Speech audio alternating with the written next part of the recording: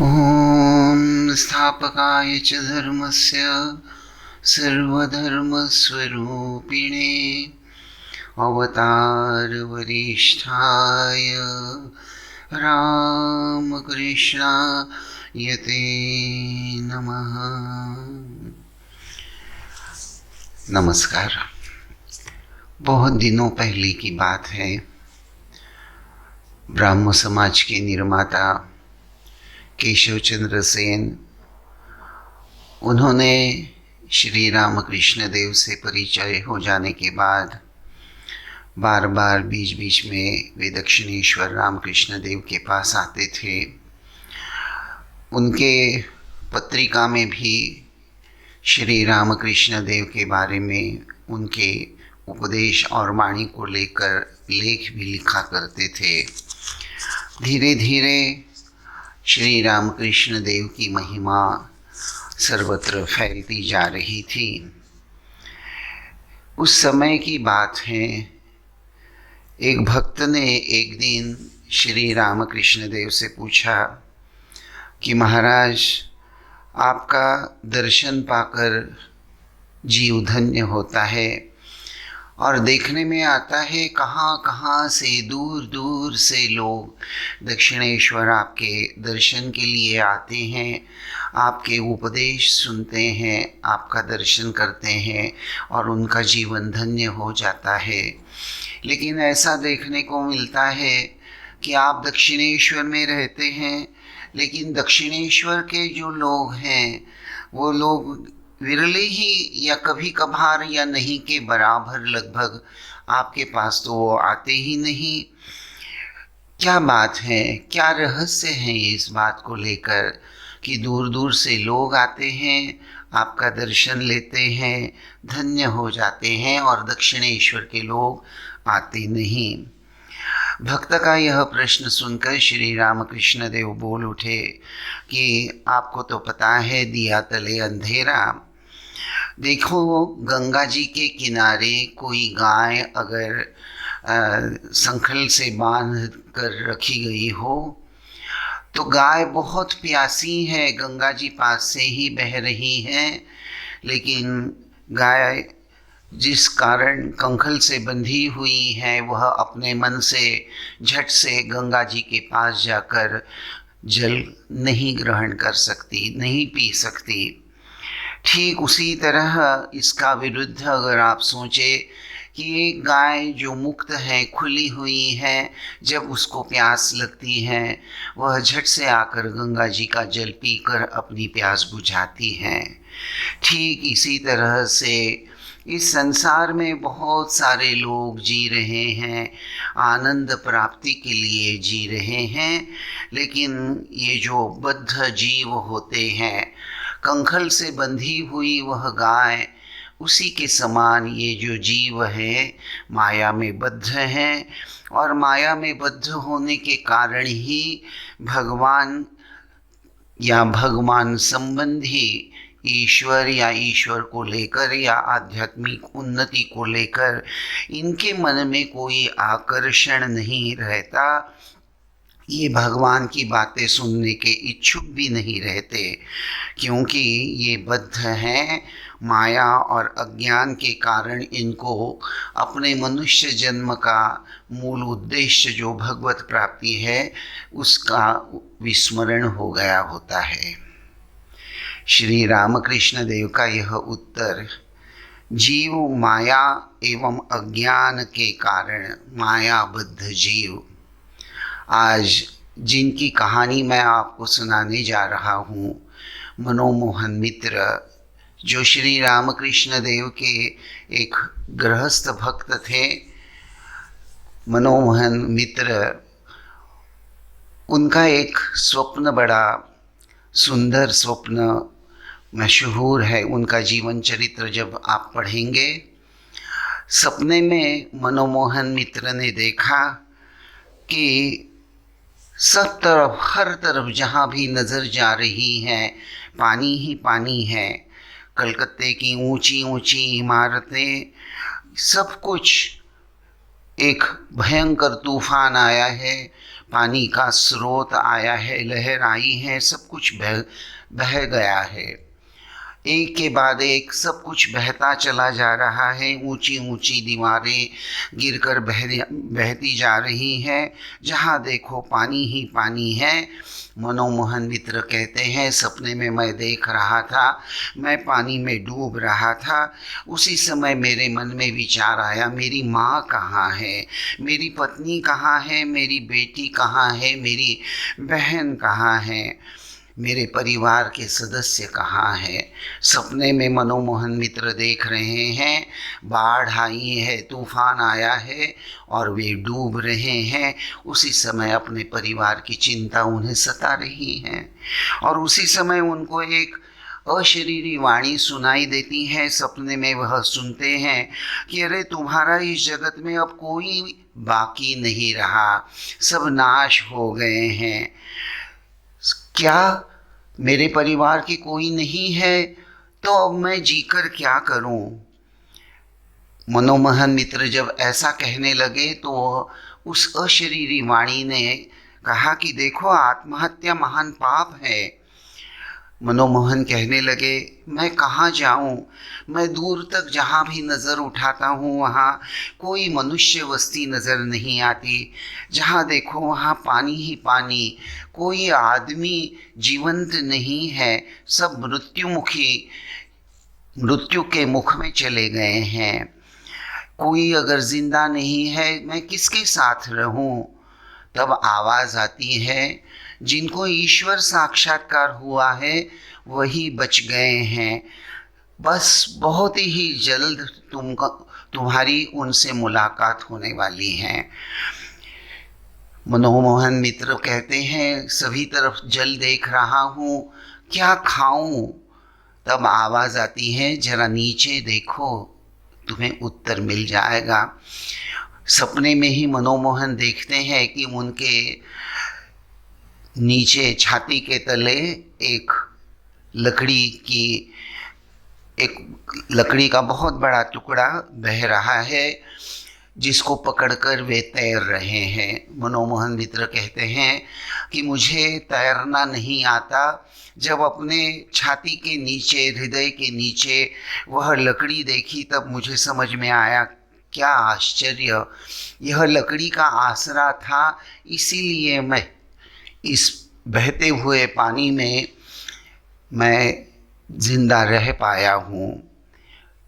यह सपना आया और मनोमोहन की नींद टूट गई और उनको महसूस हुआ कि वाकई उनके जीवन में एक ऐसा टर्निंग पॉइंट आया है। एक बहुत अवाक, बहुत सुंदर, अपूर्व ऐसा स्वप्न आज उन्होंने देखा है। दूसरे दिन मनोमोहन मित्र सुबह जब उठने के बाद अपने मौसी के लड़के, उनके जो मौसेरे भाई थे रामचंद्र दत्त, उनके साथ मुलाकात हुई और मनोमोहन ने रामचंद्र दत्त को अपने सपने के बारे में बताया। तो रामचंद्र दत्त उन्होंने कहा कि मुझे ऐसा लगता है कि तुमने सपने में जो देखा है वह सत्य है। यह जगत वाकई माया में लिप्त है, माया में डूबा हुआ है, मृतप्राय जीवन है, क्योंकि हम मायाबद्ध जीवन यापन कर रहे हैं। मनोमोहन मित्र उन्होंने इंडियन मिरर तथा सुलभ समाचार, ये जो वर्तमान पत्र उस समय में आते थे, वहाँ उन्होंने रामकृष्ण देव के बारे में पढ़ा था। मनोमोहन मित्र ने रामचंद्र दत्त से कहा कि क्या हम रामकृष्ण देव से मिलने जाएंगे। रामचंद्र दत्त भी, उन्होंने भी हामी भर दी और मनोमोहन मित्र और रामचंद्र दत्त श्री रामकृष्ण देव से मिलने चले आए। यह मनोमोहन मित्र, रामचंद्र दत्त और श्री रामकृष्ण देव की एक तरह से कह सकते हैं पहली मुलाकात है। मनोमोहन मित्र, उनका जन्म सितंबर 1851 कलकत्ते में ही कोन नगर नाम के गांव में हुआ था। पिता का नाम भुवन मोहन मित्र था। भुवन मोहन मित्र एक यशस्वी वैद्य थे। वे इतिहास, विज्ञान और अंग्रेजी साहित्य में पारंगत थे, लेकिन उसी के साथ साथ पारंपरिक हिंदू संस्कृति के वे कट्टर समर्थक थे। और मनमोहन मित्र उनकी माँ जो थी उनका नाम था श्यामा सुंदरी देवी। श्यामा सुंदरी देवी बहुत ही सात्विक प्रवृत्ति की, व्रत वैकल्य निभाने वाली एक निष्ठ पतिनिष्ठ ऐसी एक बहुत सात्विक स्त्री थी। ऐसे माता पिता की संतान थे मनमोहन मित्र। मनमोहन मित्र और श्री रामकृष्ण देव, इनका एक अपूर्व और एक संबंध है जो शायद रामकृष्ण देव के चरित्र से जो भली भांति परिचित हैं वह जानते ही होंगे कि मनमोहन मित्र जो है उनकी तृतीय भगिनी जो थी विश्वेश्वरी, जिनका विवाह राखाल चंद्र से हुआ था। राखाल चंद्र अर्थात श्री रामकृष्ण देव के मानस पुत्र, आगे चलकर जिनका नाम स्वामी ब्रह्मानंद हुआ था। तो स्वामी ब्रह्मानंद जो हैं, राखाल जो हैं, मनमोहन मित्र ही राखाल को ठाकुर के पास में, रामकृष्ण देव के पास में आने का निमित्त बने थे। तो मनमोहन मित्र जो धीरे धीरे ब्राह्म समाज से जुड़े हुए थे, उनके अंतःकरण में एक आध्यात्मिक स्पृहा सतत जीवंत रहती थी। और यंग एज में जब लगभग 21 साल के थे, उनके पिता का निधन भी हो गया और उनकी पत्नी और बाकी परिवार का सब जिम्मेदारी मनमोहन मित्र उन पर ही आ गई। और इसीलिए उन्होंने कलकत्ते में सचिवालय में एक कारकुन की नौकरी स्वीकार कर ली और कौन नगर से वे कलकत्ता आया जाया करते थे। उनकी एक लड़की का निधन हो गया, जिसके कारण मनमोहन मित्र बहुत दुखी थे। जैसा मैंने अभी प्रारंभ में कहा कि मनमोहन मित्र को एक अपूर्व स्वप्न मिला। गहरी नींद में उन्होंने एक स्वप्न देखा और उस स्वप्न के आधार से ही एक तरह से रविवार 13 नवंबर 1879 वे रामकृष्ण देव से मिलने दक्षिणेश्वर में पहुंच गए। रामकृष्ण देव से मिलने के बाद उनके मन में सत्य तो यह है कि ईश्वर को लेकर एक तरफ स्पृहा जरूर थी, तो दूसरी तरफ निराकार और साकार को लेकर जो एक हमेशा से विवाद होता है, साकार या निराकार को लेकर जो एक मनुष्य मन संदेह में झूलता रहता है, मनमोहन मित्र भी कुछ उसी तरह साकार निराकार ब्राह्मो समाज की तत्व प्रणाली, इस सब को लेकर एक अलग ही मनोदशा लेकर जी रहे थे। मनमोहन मित्र उनके मन का जो भाव, क्योंकि मनमोहन मित्र ब्राह्मण समाज से प्रभावित होने के कारण मूर्ति पूजा के विरुद्ध थे। मनमोहन मित्र का यह मानसिक गठन श्री रामकृष्ण देव ने जान लिया और पहली ही मुलाकात में जब मनमोहन मित्र रामकृष्ण देव के पास आए, सामने आए, तो रामकृष्ण बोल उठे कि देखो, नकली सीताफल को जब हम देखते हैं तो असली सीताफल की याद आ जाती है। उसी तरह देव मूर्ति का दर्शन करने से ईश्वर के अस्तित्व का बोध हृदय में जाग उठता है। ईश्वर सर्वशक्तिमान है, वह कहीं भी प्रकट हो सकता है। रामकृष्ण देव के साथ इस तरह आध्यात्मिक संवाद वार्तालाप होने के पश्चात मनमोहन मित्र राम बड़े ही आनंद से परितृप्त होकर शाम को फिर अपने घर लौटकर चले गए दक्षिणेश्वर से।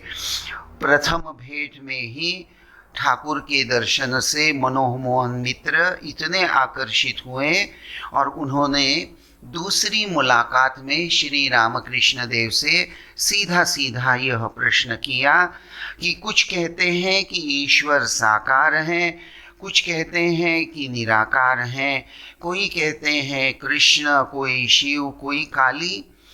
तो ईश्वर का सत्य सत्य स्वरूप क्या है? श्री रामकृष्ण मनोमोहन का मित्र उनका यह प्रश्न सुनकर स्मित हास्य करते हुए कहने लगे कि देखो, यह परमेश्वर, यह ईश्वर जो है, कभी तो वह साकार रहता है तो कभी निराकार, और कभी दोनों के अतीत रहता है। वह ईश्वर सर्वव्यापी है, उसका असली स्वरूप समझाना बड़ा ही कठिन है। देखो, सोने की तुलना सिर्फ सोने से ही हो सकती है, दूसरे किसी से तुलना करके समझाया नहीं जा सकता। उसी तरह ईश्वर को समझाना भी कठिन है, क्योंकि ईश्वर के समान ईश्वर ही है, दूसरा कोई है ही नहीं। स्थूल बुद्धि से हम ईश्वर तत्व को नहीं जान सकते हैं। साधक के मनोभाव के अनुसार ईश्वर विविध रूप धारण करता है। तुम अगर एकांत में ध्यान करो तो शरणागत होकर भगवान को, ईश्वर को पुकारो। योग्य समय जब आएगा तो ईश्वर तुम्हें अवश्य दर्शन देंगे। श्री रामकृष्ण देव का उत्तर सुनकर मनोमोहन मित्र अपने हृदय में ईश्वर को लेकर एक अस्तित्व का बोध उनको अपने हृदय में महसूस होने लगा। एक शांति भी वे महसूस करने लगे। लेकिन बौद्धिक इन्फॉर्मेशन और नास्तिकता, वैसे देखा जाए तो कभी कभी बहुत नज़दीक की बात है। बौद्धिक बातें या नास्तिकता कभी कभी ऊपर ही ऊपर बौद्धिक बातें इंसान को कुछ बौद्धिक समाधान जरूर देती हैं, लेकिन उससे फिर से अशांति निर्माण होने की संभावना नहीं है, ऐसा हम नहीं कह सकते। ठीक उसी तरह यह बात समझते हुए श्री रामकृष्ण देव ने मनोमोहन से कहा कि देखो, प्रारंभ में एक इनिशियल फेथ, जिसको अंग्रेजी में कहते हैं, कच्ची श्रद्धा लेकर कदम बढ़ाना चाहिए।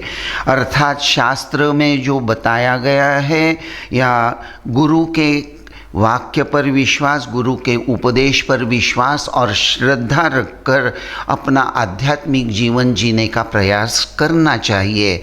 यह कच्ची श्रद्धा धीरे धीरे पक्की श्रद्धा में परिणत होती है। प्रारंभ में भले ही वह कच्ची हो, लेकिन दृढ़ता से पकड़े रहने से और गुरु वाक्य और शास्त्र पर विश्वास करते हुए आगे बढ़ने से ही यह कच्ची श्रद्धा पक्की होती है। एक दिन श्री रामकृष्ण देव ने कहा कि देखो, यह जगत माया का एक महल है। जैसे ही यह बात श्री रामकृष्ण देव ने कही, मनोमोहन मित्र खूब जोर से हंसने लगे, क्योंकि ठाकुर की जो बातें हैं वह उसका कुछ अनुभव उन्होंने स्वप्न में ही सही, लेकिन महसूस जरूर किया था। और श्री रामकृष्ण देव के कथन का मतीत अर्थ उनको ध्यान में आ गया कि यह संसार जैसा दिखता है, यह तो 2 दिन का है। हाँ, और फिर उनके मन में यह विचार आता है कि भगवान को अगर हम अपने जीवन में प्राप्त कर लेते हैं, भगवान को लेकर पकड़कर अपना जीवन यापन करते हैं, तो संसार में दुख नहीं भोगना पड़ता है। यह बात मनोमोहन मित्र के मन में आने के बाद यह भी विचार उनके मन में आया कि ईश्वराभिमुख मन होना चाहिए। मन में अनेक प्रकार के चित्र विचित्र विभिन्न विचार आते हैं जो मन को बहुत ही मटमैला कर देते हैं। भगवान के नाम में बहुत शक्ति है, नाम गुणगान करना चाहिए। यह सुनकर मनोमोहन मित्र ने ठाकुर से प्रश्न किया कि क्या भगवान प्रार्थना सुनते हैं? श्री रामकृष्ण देव ने मनोमोहन का यह प्रश्न सुनकर कहा, ए जी, क्या बात करते हैं आप? निश्चित परमेश्वर भगवान, उसकी अगर हम प्रार्थना करते हैं तो क्या वह सुनेंगे नहीं? परमेश्वर सर्वव्यापी है, वह सर्वज्ञानी है, वह हमारी प्रार्थना निश्चित रूप से सुनते हैं। श्रद्धा नहीं रहती, इसीलिए हमारे अंतःकरण में संशय आता है। मनोमोहन मित्र ने श्री रामकृष्ण देव से दूसरा प्रश्न किया, महाराज भगवान के लिए व्याकुलता किस तरह से हृदय में आएगी? श्री रामकृष्ण देव ने स्पष्ट कहा कि देखो भाई, ये व्याकुलता कोई ऐसी बाज़ार में मिलने वाली वस्तु नहीं है जो कोई किसी को दे सके। भगवान को खूब प्यार से उनके अस्तित्व बोध को हृदय में धारण करते हुए भगवान को पुकारो, तो देखना धीरे धीरे यह व्याकुलता तुम्हारे हृदय में जागृत हो जाएगी। भगवान है, उनका दर्शन मुझे करना है। इस तरह से रो रो कर भगवान की प्रार्थना करो कि हे प्रभु दर्शन दो। देखो, परिवार के लिए, अपने लड़के बच्चों के लिए, पैसे के लिए मनुष्य कितना रोता है, कितना दुखी होता है, लेकिन मुझे भगवान प्राप्त नहीं हुए इसलिए कितने लोग दुखी होते हैं।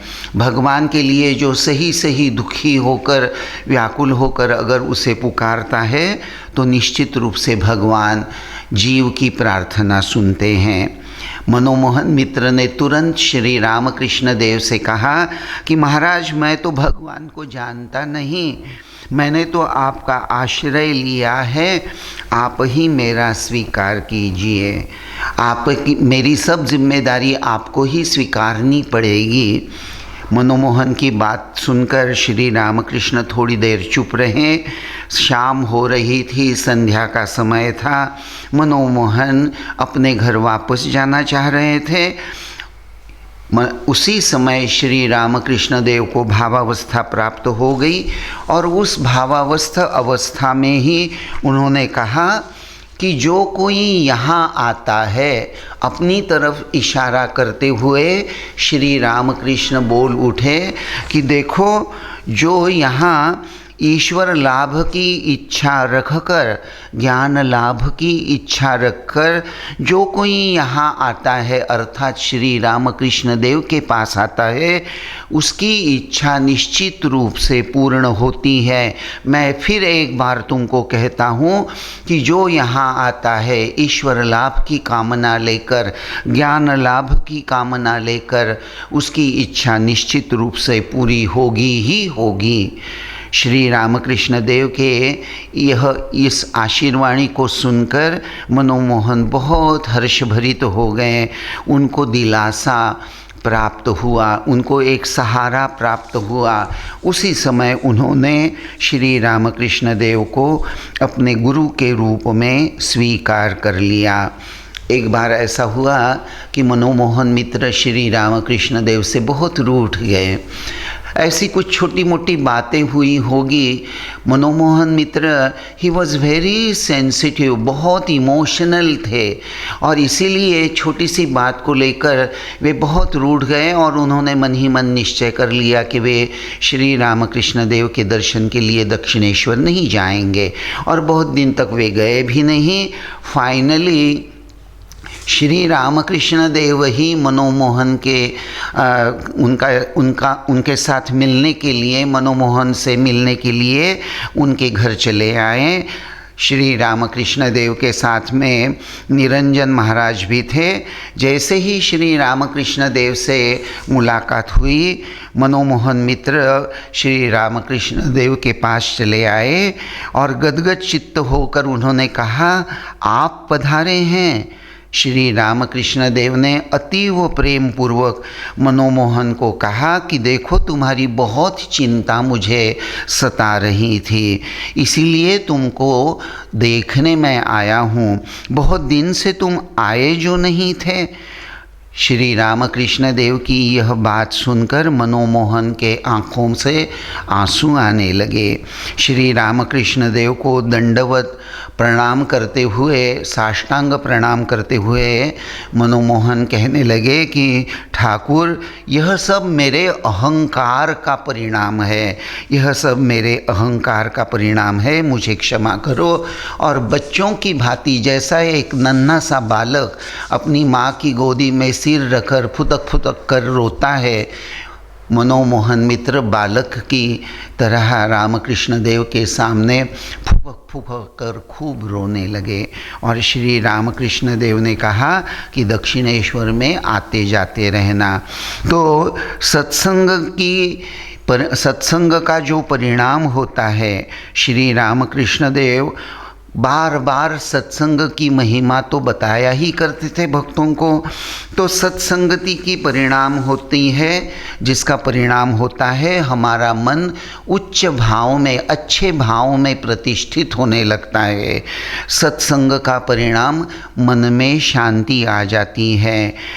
एक बार एक बहुत बड़ी अपूर्व घटना मैं आपको इस संदर्भ में कहना चाहूँगा। घटना ऐसी कि मनोमोहन मित्र की लड़की जो थी वह बड़ी गंभीर बीमारी से संत्रस्त थी, बहुत बीमार थी और ऐसा लग रहा था कि जैसे उसकी जान नहीं बचने वाली। बहुत कठिन परिस्थिति आ गई थी, ऐसा लग रहा था कि अब नहीं तो तब जल्दी ही जैसे मृत्यु आने ही वाला है। और रविवार आ गया। तो जैसे आप जानते हैं कि रविवार टू रविवार मनोमोहन मित्र और रामचंद्र दत्त दक्षिणेश्वर में श्री रामकृष्ण देव से मुलाकात करने के लिए जाया करते थे, रामकृष्ण देव के दर्शन के लिए जाया करते थे। और जब वापस आते थे तो मनोमोहन मित्र का आनंदमय चेहरा देखकर उनकी माँ श्यामा सुंदरी देवी उनसे पूछती थी कि ठाकुर ने आज ऐसी क्या बात बताई जो तुमको इतना आनंद हुआ है। तो मनोमोहन मित्र से ठाकुर की उपदेश और वाणी को सुनकर उनकी माँ श्यामा सुंदरी देवी भी बहुत ही आनंदित हो जाती थी। तो जब मनोमोहन मित्र की बेटी, जिसका नाम था माणिक प्रभा, जो बहुत बीमार थी और ऐसा लग रहा था जैसे मृत्यु समीप आ गया है, रविवार आ गया, तो श्यामा सुंदरी देवी ने मनोमोहन मित्र से कहा कि आज ठाकुर के दर्शन के लिए दक्षिणेश्वर नहीं जाएगा। तो मनोमोहन मित्र ने कहा कि माँ कैसे जाऊँ, माणिक की तबीयत तो तुम देख ही रही हो, ऐसा लग रहा है जैसे मैं मृत्यु को रोक नहीं पाऊँगा। तो जैसे ही यह बात श्यामा सुंदरी ने सुनी मनोमोहन मित्र की माँ ने, तो मनोमोहन मित्र की माँ कहने लगी कि अरे तुम ठाकुर के पास जाते हो, उनके पास जाने से क्या कभी किसी का अकल्याण हो सकता है?